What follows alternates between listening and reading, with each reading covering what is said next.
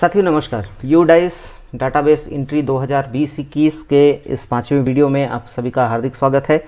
जैसा कि हमने पिछले वीडियोस में देखा था कि हम 2.3.0 तक की एंट्री जो है 2.3.30 तक की एंट्री जो है वो हमने कर लिया था।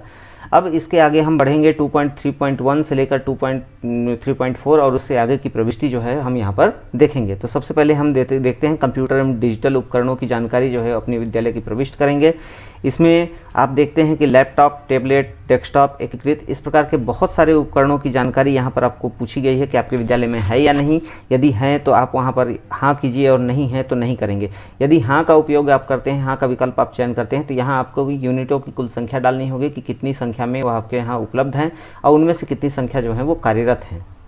इन जानकारियों को प्रविष्ट करने के बाद दोस्तों यहाँ पर हमें क्या एक और प्रश्न मिलता है, क्या पढ़ाने के लिए आईसीटी आधारित उपकरणों का उपयोग किया जाता है। यदि हाँ, आईसीटी आधारित उपकरण मतलब जैसे स्मार्ट बोर्ड या कंप्यूटर इत्यादि के माध्यम से जो पढ़ाई होती है, प्रोजेक्टर इत्यादि के माध्यम से जो पढ़ाई होती है, उसका उपयोग यदि आप करते हैं तो हाँ करिए, नहीं तो नहीं करिए। यदि हाँ करते हैं तो यहाँ पर सप्ताह में कुल कितने घंटे इसका उपयोग करते हैं उसका भी उल्लेख आपको करना होगा।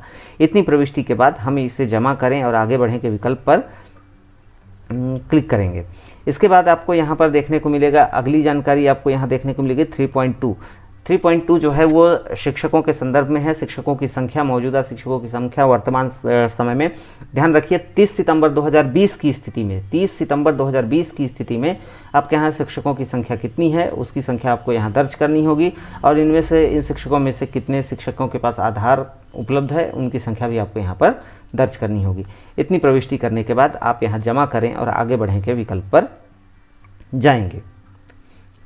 जैसे ही हम आगे बढ़ते हैं तो शिक्षकों के विषय में यहाँ पर आपको बहुत सारी और जानकारियाँ जो हैं वो देखने को मिलेंगी, जिसमें से आपको जितने शिक्षक आपके विद्यालय में पदस्थ हैं उतने शिक्षकों की जानकारी जो है वो आपको यहाँ पर नाम जो है वो आपको यहाँ पर देखने को मिलेंगे।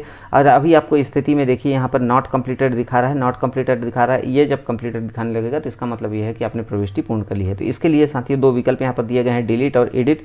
तो डिलीट का उपयोग आप ना करें, डिलीट का उपयोग तभी उन परिस्थितियों में करें कि यदि आपके विद्यालय में वो संबंधित शिक्षक कार्यरत ना हो, तब आप उस डिलीट बटन का उपयोग करें। लेकिन यह 30 सितंबर 2020 की स्थिति में इसकी जानकारी भरनी है, तो इस बात का विशेष रूप से ध्यान करें। हम यहाँ पर एडिट पर जाएंगे, एडिट के विकल्प पर जाएंगे। एडिट के विकल्प पर जाकर के कुछ आवश्यक जानकारियों को संशोधित करेंगे।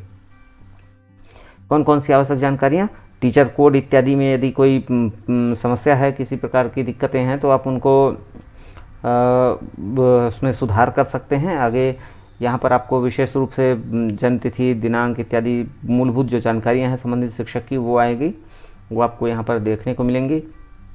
इसके बाद आपको यहाँ पर प्रशिक्षण की जानकारी जो है वो देखने को मिलेगी। इसे आप भरेंगे, कितने दिनों का प्रशिक्षण उन्होंने प्राप्त किया है संबंधित शिक्षक ने, वो आप यहाँ पर एंट्री करेंगे। इसके बाद गैर शैक्षणिक कार्यों में बिताए गए दिनों की संख्या आप यहाँ पर प्रविष्ट करेंगे और अध्ययन, विभिन्न विषयों के अध्ययन का स्तर जो है वो क्या रहा संबंधित शिक्षक का, वो आप यहाँ पर प्रविष्ट करेंगे। इसके बाद इसे जमा करें के विकल्प पर जा कर के क्लिक करें।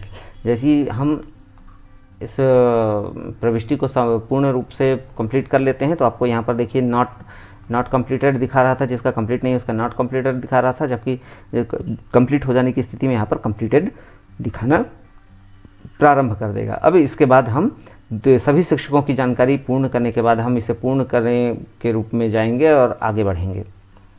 यहाँ पर मैं अभी एक ही शिक्षक के प्रविष्टि किया हूँ, लेकिन आप उसे यदि ये हमने सारे शिक्षकों की जानकारी पूर्ण रूप से नहीं भरी है तो यहाँ पर इस प्रकार का एक मैसेज आपके सामने आएगा, you can not complete the form until mandatory details of each teacher not completed. यानी सभी शिक्षकों की जानकारी जब आप यहाँ पूर्ण कर लेंगे तब ही इस सेक्शन से आगे बढ़ने का विकल्प आपके पास उपलब्ध होगा।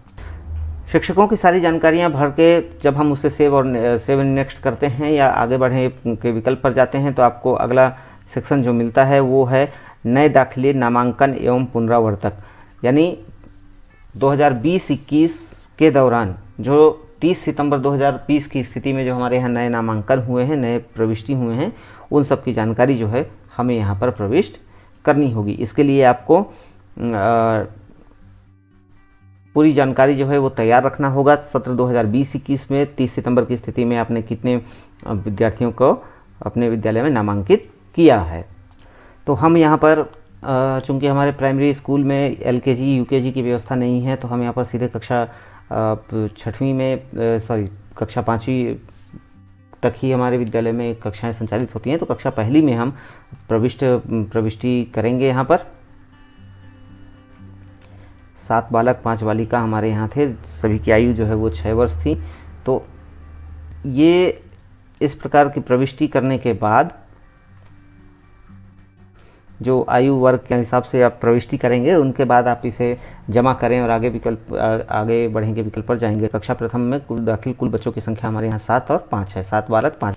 इस प्रकार जब हम आयु पूर्ण कर चुके वर्षों की संख्या वगैरह की प्रविष्टि कर लेते हैं, तो प्रविष्टि करने के बाद सही प्रविष्टि होने के बाद जो है वो इसे जमा करें और आगे बढ़ेंगे विकल्प पर क्लिक करेंगे और अगले सेक्शन में जाएंगे। अगले सेक्शन में साथियों हमारे पास आता है नामांकन का पूर्ण विवरण। पूर्ण विवरण जो है वो वर्तमान शैक्षिक सत्र में नामांकन सामाजिक श्रेणी के तहत, वर्तमान शैक्षिक सत्र अर्थात 2020-21 अर्थात जो जस्ट अभी जो बीता है, उस शैक्षिक सत्र के विषय में हमें यहाँ पर अपनी पूरी जानकारी जो है वो गोस्वारा जो है वो बच्चों की का प्रविष्ट करना होगा। इसे हम यहाँ पर प्रविष्ट करेंगे सामान्य SC ST OBC इत्यादि बालक बालिकाओं के रूप में। इस प्रकार वर्गवार प्रविष्टि के बाद, आंकड़े प्रविष्टि के बाद हम इसे जमा करेंगे विकल्प पर क्लिक करेंगे। जमा करेंगे विकल्प पर जा करके यदि सारा डाटा जो है वो हमारे पास सही हमने एंट्री किया है तो इस सेव हो जाएगा। इसके बाद जो अगला विकल्प जो आता है आपके पास, कुल नामांकन में से निम्नलिखित अल्पसंख्यक समूहों से संबंधित नामांकन का विवरण। तो हमारे यहाँ ऐसे अल्पसंख्यक समूह के बच्चे नहीं हैं, तो हम इन्हें 0 ही रहने देंगे, इसे जमा करेंगे। यदि आपके पास 0 हैं तो भी इसे आप अवश्य करें, जमा करने अर्थात सेव अवश्य करें। सेव करने के बाद ही आगे बढ़ें। इसके बाद कुल नामांकन में से आधार नंबर वाले और BPL श्रेणी के अनुसार छात्रों की संख्या प्रदान करें। तो BPL श्रेणी और आधार वाले छात्रों की संख्या जो है हमें यहाँ पर प्रदान करनी है। इस प्रकार आधार युक्त विद्यार्थियों, आधार जिनके पास उपलब्ध है ऐसे विद्यार्थियों की संख्या और BPL विद्यार्थियों की संख्या प्रविष्ट करने के बाद हमारे पास आता है कुल नामांकनों में से ट्रांसजेंडर छात्रों की संख्या। उसके संख्या को हम यहाँ प्रविष्ट करेंगे। इसके बाद जमा करेंगे विकल्प पर जाएंगे। जमा करें अर्थात सेव करेंगे विकल्प पर जाएंगे। सेव करेंगे विकल्प पर जाने के बाद हमारे ये डाटा जब पूरी तरह से सही होगा तो सेव हो जाएगा। सेव होने के बाद आपको यहाँ पर हरे रंग के बटन में, हरे रंग से इस प्रकार से लिखा हुआ नोटिस आएगा, नोटिफिकेशन आएगा। इसे देख करके अब हम पूरा और अगला यानी नेक्स्ट बटन पर जाएंगे। यहाँ पर नेक्स्ट जाने से पहले आपको यहाँ पर एक और नोटिफिकेशन आएगा। Total social category enrolment 42, total minority enrolment जो है वो 0। आपको यहाँ पर वेरिफिकेशन करने को देगा। यदि इसमें किसी प्रकार की त्रुटि है तो आप इसे फिर से सुधारें कैंसिल करके, अन्यथा सही है तो ओके करके आगे बढ़ें। साथियों जैसे ही हम ओके करके आगे बढ़ते हैं तो यहाँ पर जो है आपको पूर्व में जो नामांकन वगैरह हमने दर्ज किया अभी उन सारे नामांकन की जानकारी जो है वो यहाँ पर आपको दिखाई देगी। पहला नामांकन, पहले जो है कक्षावार नामांकन, कुल नामांकन यहाँ पर दिखाई दे रहा है। इसके बाद जो है अब हम आगे बढ़ेंगे और यहाँ आयु पूर्ण वर्षों में प्रविष्ट करेंगे। आयु को पूर्ण वर्षों में प्रविष्ट करेंगे। प्रविष्ट करने के बाद इससे भी आगे बढ़ेंगे, यानी जितने आयुवार यहाँ पर जो दर संख्या है वो कक्षावार और आयुवार दर संख्या को हम प्रविष्ट करेंगे। इस प्रकार आयुवार कक्षावार बच्चों की संख्या जो है प्रविष्ट करने के बाद यहाँ पर हम फिर से मिला लेंगे कि हमारी दर संख्या जो है वो सही है या नहीं। अब इसे जमा करें और आगे करें के विकल्प पर क्लिक करेंगे। यदि सारा डाटा हमारा सही है तो जमा करें और आगे बढ़ें के विकल्प पर क्लिक करेंगे। क्लिक करते ही कुल नामांकन संख्या आपको यहाँ पर दिखाई देने लगेगा। कुल नामांकन का विवरण आपको यहाँ पर दिखाई देने लगेगा। इसके बाद वर्तमान शैक्षिक सत्र में कक्षानुसार नामांकन जो कि शिक्षण के माध्यम के अनुसार होगा। तो हमारे पास हिंदी माध्यम ही उपलब्ध है, तो हिंदी माध्यम में इन बच्चों की जो संख्या है वो आपको यहाँ पर दिखाई दे रही है। अब इसे हम फिर से जमा करें और आगे बढ़ेंगे विकल्प पर क्लिक करेंगे। इसको क्लिक करते ही आप जो है एक नए सेक्शन में पहुँचेंगे, एक नए खंड में पहुँचेंगे जो कि कुल नामांकन और रिपीटर्स से संबंधित है। तो रिपीटर्स हमारे यहाँ कोई नहीं है, इसलिए इसे जमा कर देंगे। जमा करें अर्थात सेव करने के विकल्प पर जाएंगे। यहाँ पर फिर से हमें अल्पसंख्यक समूह वाला की जानकारी है, तो हमारे यहाँ ऐसे कोई भी विद्यार्थी नहीं है, इसलिए इसे भी जमा करें।